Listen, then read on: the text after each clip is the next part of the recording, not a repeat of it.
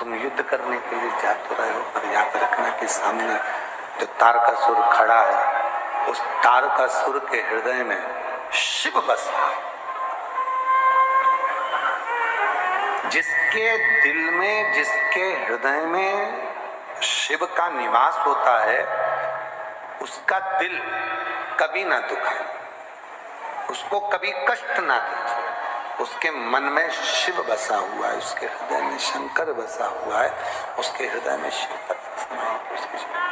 उसके हृदय में शंकर जी विराजमान है। हृदय में अगर शिव बैठे हैं तो उसको कष्ट ना दिया जाए। एक काम करना शरणानंद कार्तिक है, बाण तो छोड़ना, पर उसके हृदय में ना लगे, इसका ध्यान रखना।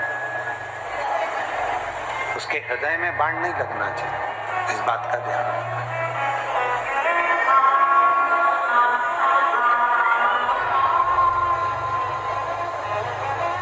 सामने तारकासुर था, शरणानंद कार्तिकेय का युद्ध चल रहा। तीक्ष्ण बाण छोड़ने का जब समय आया तो तारकासुर के चेहरे पर प्रसन्नता थी। तारकासुर के हृदय पर, उनके मुख पर प्रसन्नता का भाव था, क्योंकि सामने शिव के पुत्र खड़े थे। शिव पुराण कहती है, भगवान शंकर का चरित्र कहता है, शिव तत्व कहता है, भगवान शंकर का पवित्र चरित्र कह रहा है, शंकर भगवान की पवित्र कथा कह रही है। मान लो शिव का दर्शन भी ना हो तो शिव पुराण कहती है, अगर शिव भक्त का भी दर्शन हो जाता है तो ये माना जाता है कि शंकर का ही दर्शन हो, शिव का ही दर्शन।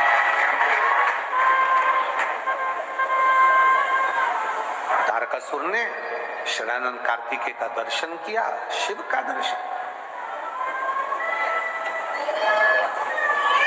क्यों कहते हैं शिव मंदिर के अंदर नहीं जा सकते, शिव मंदिर में जाके जल नहीं चढ़ा सकते, तो शंकर के मंदिर के सामने से निकल कर चले जाओ, वो भी नहीं कर सकते तो शंकर मंदिर के शिखर का, ध्वजा का दर्शन कर लो।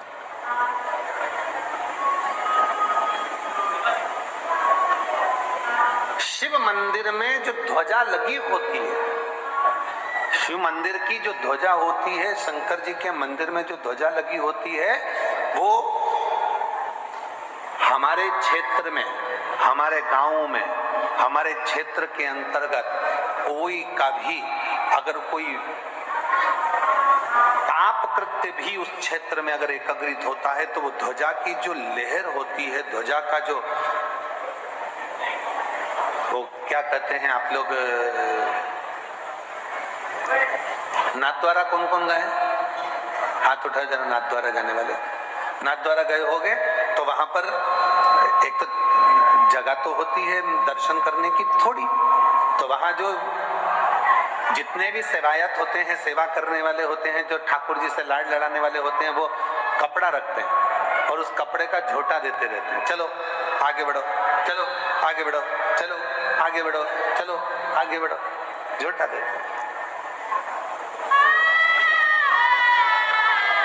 और अपन सब धीरे धीरे दर्शन करते हुए, वल्लभ विठ्ठल गिरधारी श्री यमुना जी की बलिहारी, वल्लभ विठ्ठल गिरधारी श्री यमुना जी की बलिहारी, यमुना जी की बलिहारी, वल्लभ विठ्ठल गिरधारी, यमुना जी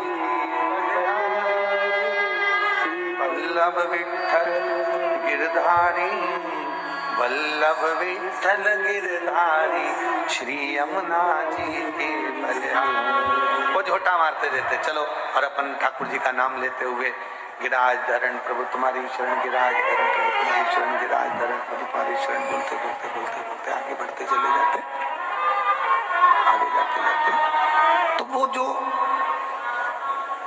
झपटा है, जो झपटा मारा जाता है, वो इसलिए मारा जाता है कि चलो तुम्हारे जितने पाप थे वो सब ठाकुर जी के चरणों में दर्शन करते से झपट से बाहर निकल गए। चलो निकलो यहाँ से बाहर, चलो बाहर निकलते जाओ, चलते जाओ, आगे बढ़ते जाओ, वो निकल।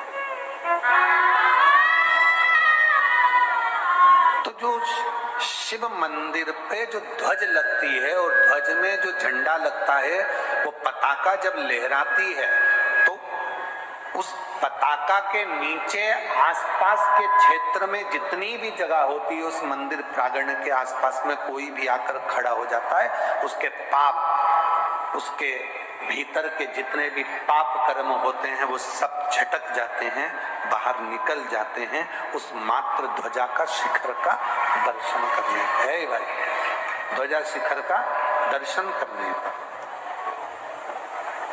ध्वजा शिखर का दर्शन करने पर वो सारे के सारे पाप समाप्त हो, सब समाप्त हो।